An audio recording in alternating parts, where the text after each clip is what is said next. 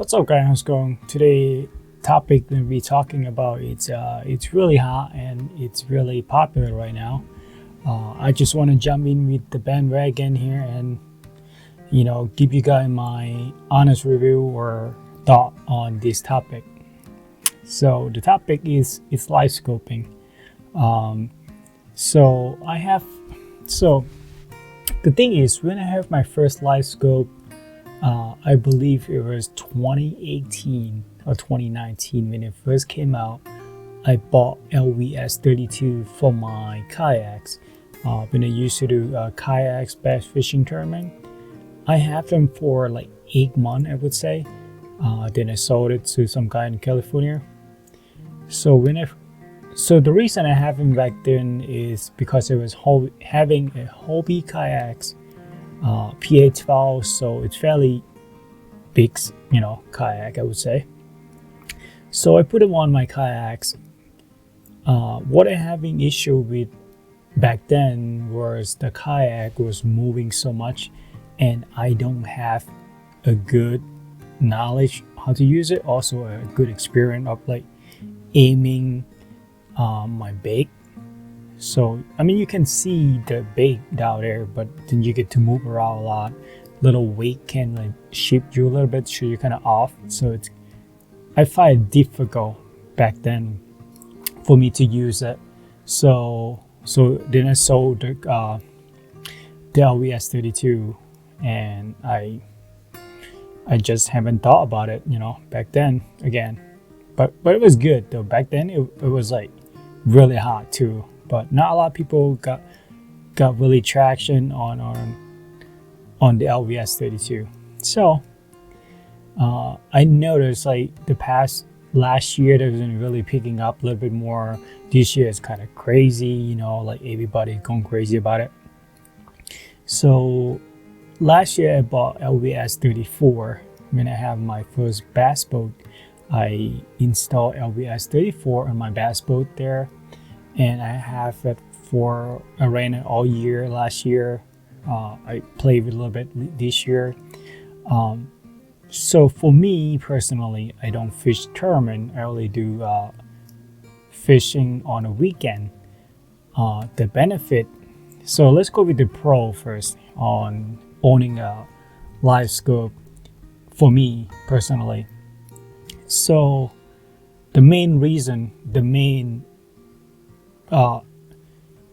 pro on owning a live scope for me was saving me time. I don't have a lot of knowledge on fishing. I don't have a knowledge on different lake because most of the lake I go to is brand new, kind of brand new to me. Learning, like I don't have a mentor. All I have is just YouTube. So I use a lot of YouTube, to learn fishing, other stuff. So having a live scope teach me a lot. Personally, the time on water does help, but having a live scope does help even more because you can see where the fish kind of locate and how to react to your bait and how deep your bait's running. A lot of fish I caught was off live scope, so saving me a lot of time for sure, especially like locating fish. So that was the main purpose I got the LVS34. Seeing bait is not that important. Again, seeing fish is more important. Catching them is more fun. So saving me time for sure. Saving me time, and time is probably the main important thing of me owning LVS34. The next one would be make me a better fisherman.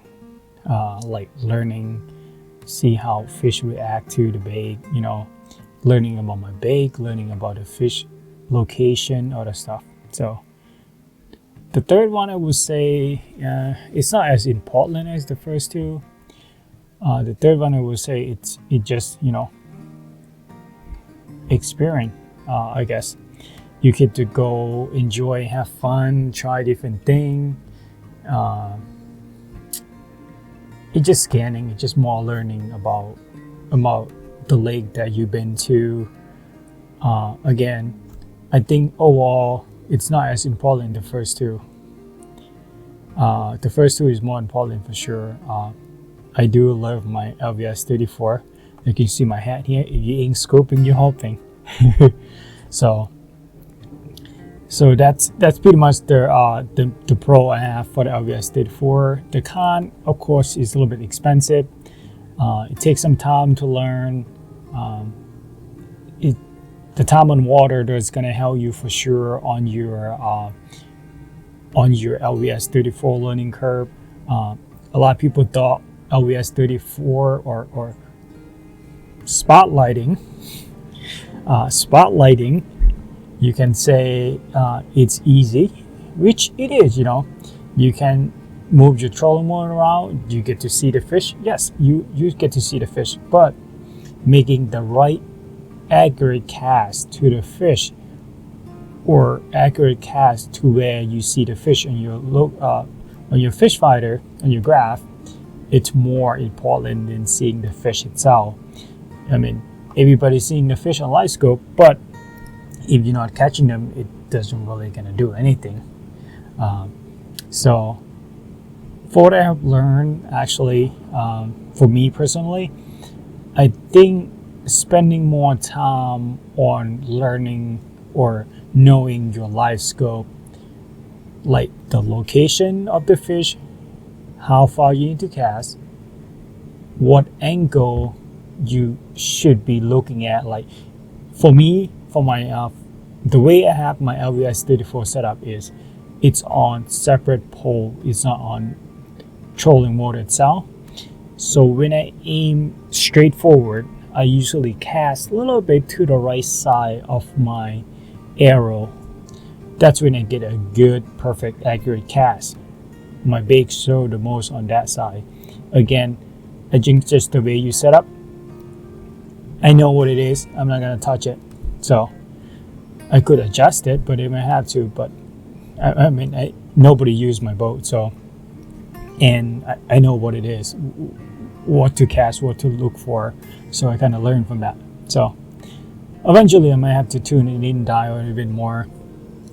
But for me, I don't have problem with it. Except what I noticed is that the separate pole that I make, it's a homemade DIY, so it's not stiff as, you know, the right height and the stuff. So persistent wise, it's not there. So eventually I might have to get, you know, create forms, make the pole with something a little bit stronger, like aluminum tube or shaft or steel if I have to, you know. As of right now, it's just a PVC, so it's really difficult to get a stiff system. So yeah, that's my take so far. A lot of people complaining, again, you know, if you spend time on water, spend time learning your graph and your LVS 34, you will love the system. Seeing fish does not mean you'll catch them. A lot of people complaining that, you know, Livescope is damaging fishing. Again, it depends who you talk to. If you have a small lake, then yes, maybe. You know, if a lot of people are using Livescope, then maybe you could, you know, damage fishery. But if you Lake Champlain, Oneida Lake, the Great Lake, Finger Lake, I don't think you damage them at all. You know, there's so many fish you don't even see in the water system that you even bother gonna damage them. I mean, I think the people that damage the fish more is actually people keeping the fish, or not people keeping the fish, and more like people catching fish in the summer from the really deep depth and not bleed their hair out, and they just end up dying. That's pretty much what it is, you know. Again, I don't have much experience with that, breeding the fish wise. I don't really fish deep most of the time in the summer. Most of the lake I fish is probably Lake George. I fish is deep, but then again, I don't really catch a lot of smallmouth there.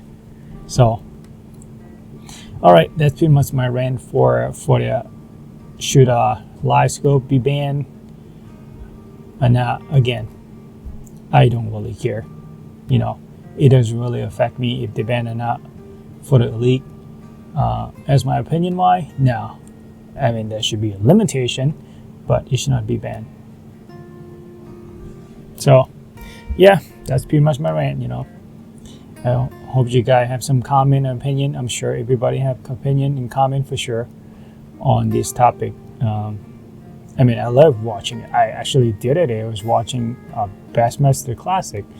They show you on the screen there. It said the live scope, and they showed the bait and they showed the fish. I was like, that's pretty cool. You know, if you don't have the live scope system, you would not be able to see it. You know, a forward facing donor, so you won't be able to see it. That's pretty cool. You'll be able to see it. You know, so yep. So you know, comment below. You can have any comment, question, opinion, and your thought on this topic. It's gonna be, I'm sure it's gonna be people disagreeing, agreeing, but that's what we're here for.